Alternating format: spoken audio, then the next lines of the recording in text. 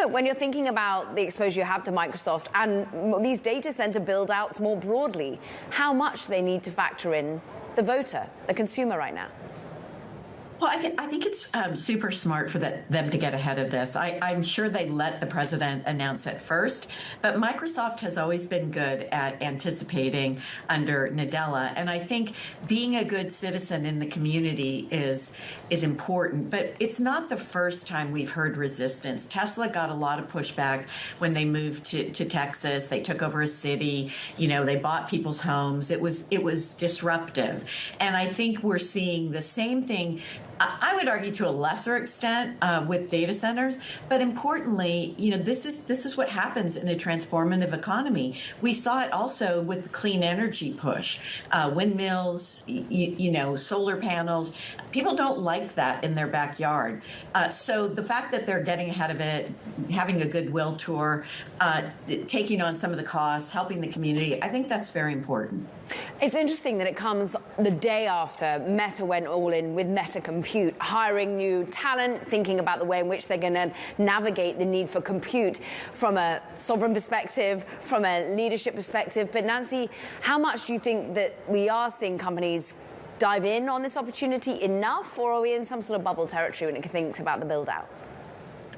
I don't think we are in bubble, Caroline. I mean, if you just look at technology stocks in general, in 1999, it was something between 70 and 90% lived above the 200-day moving average. And I know you're asking about the build-out stocks as well, but in this environment, we're at 62%, which is below the S&P and certainly below bubble territory. So there's still a lot of skepticism. We own a lot of the nuclear names, the build-out names, and we think the backlogs are incredible. So I don't think that we're in a bubble in that regard. The other big story that we're tracking, Nancy, is Meta. And before I give the details, transparency, as you know, is important to the program. You have a very, very small Meta position, but it's fair to say you've been bearish on Meta. And in particular, Mark Zuckerberg relative to the other tech companies that you're focused on. But they're cutting jobs, a portion of the Metaverse team, and then shifting the focus to data center, but also to the Ray-Ban Meta glasses, right, which is the modus operandi by which many now interact with Meta's voice-based AI. Your thoughts on that? Well, I think it's the sooner Zuckerberg gets Metaverse out of the vocabulary and the headlines, the better off it is for the company. So I think it's a good move overall. I'm not probably the target market for the glasses. Maybe I'm wrong about that. I used to say, why would anyone want a camera in their cell phone? So that was about 30 years ago.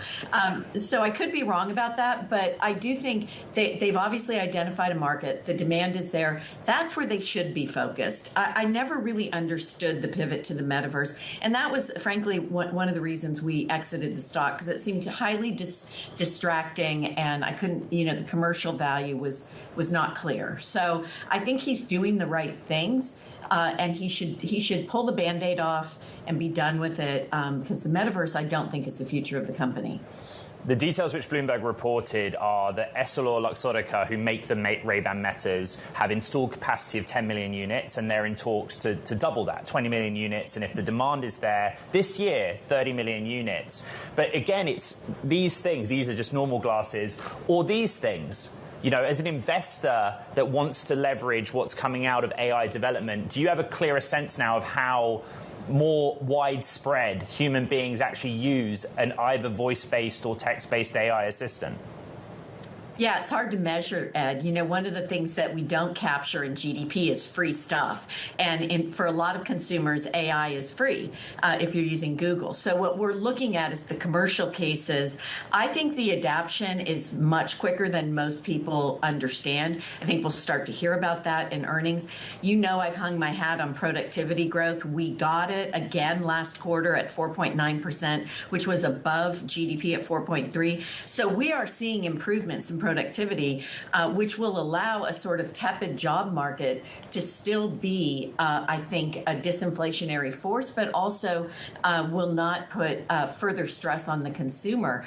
Remember, too, nobody's talking about the fact that new business applications have skyrocketed. So if I'm a coder that's now out of business and I start a company, that has exponential value. It's different than when we gutted the industrial belt of the Midwest. So I'm really optimistic on what these gadgets and the announcement from Apple with Google. I think that's super important. It validates Google as the leader.